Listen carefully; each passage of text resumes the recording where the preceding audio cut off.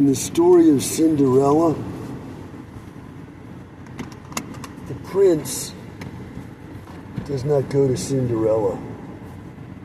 Cinderella comes to the prince. And in The Sound of Music, Maria, who is Cinderella, she does not go.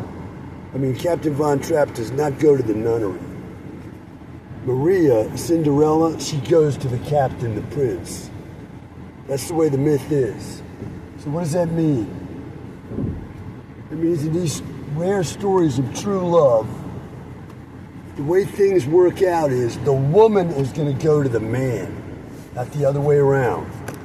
So these myths are as powerful as tsunamis, tornadoes, seasons of the year, and so on.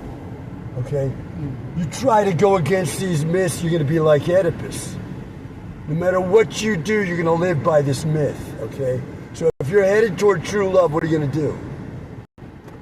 You're not going to go to the princess if you're the prince. You are not going to do that.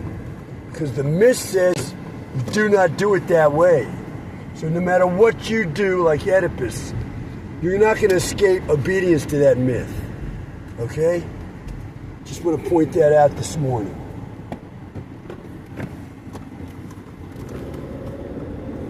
Last night I made myself another t-shirt. This t-shirt is what I'm wearing right now. This belonged to our son, and it was a t-shirt. I think he might have bought this at a Goodwill out in Colorado. It had something to do with skiing. It had a big tableau of a guy skiing on the back, and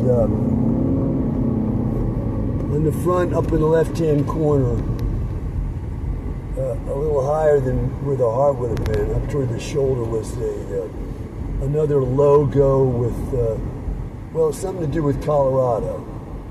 And anyway, our son did not want this t-shirt. He gave it to me, and I didn't like it either. I don't care for skiing.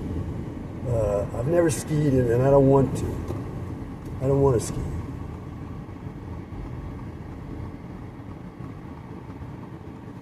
So, I never wore this shirt.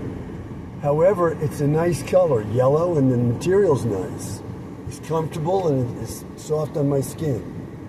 This is hard to buy for a cheap price. You buy a cheap t-shirt and you get this scratchy material where you don't even want to wear the shirt. But this is not a shirt like that. So, last night I did a cover-up of what was there on the t-shirt. On the back, I put a Japanese arch.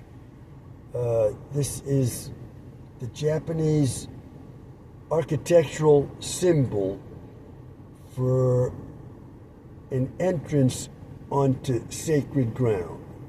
So wherever they have their temples, when you're going to enter the sacred ground of that temple area, you're going to pass through one of these arches, and they're all over Japan. So I put one on the back here.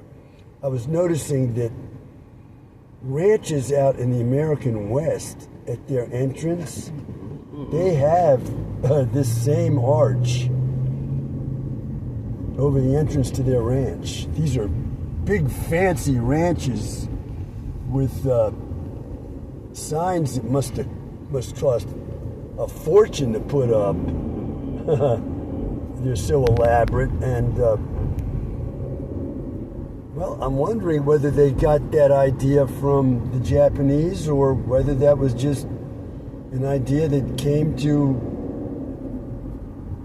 ranchers out in the American West, independent of anything to do with Japan. I don't know, but anyway, on the front of my t-shirt, I put a symbol for a mountain up to cover up that logo, and I put the Japanese red circle symbol, which is, it symbolizes the sun for the Japanese, and that works well in the way I'm using the circle on the t-shirt. And then I put the word in Hebrew letters, Beshuasi, down the front of the shirt. Beshuasi meaning my salvation. In the translation, I mean the word to mean when I'm using it. From Psalm 91 of what the Christians call the Old Testament and the Jews call the Tanakh. So there's my cover-up of this t-shirt, making it wearable. I got a cover-up t-shirt that I got on, and I'm very happy with it. And I must say my wife noticed this morning the imaginative decoration I have on the back. And she commented that she thought it was well done. So she's an artist, so I took that as high praise. Today is Monday, June 15th. Time is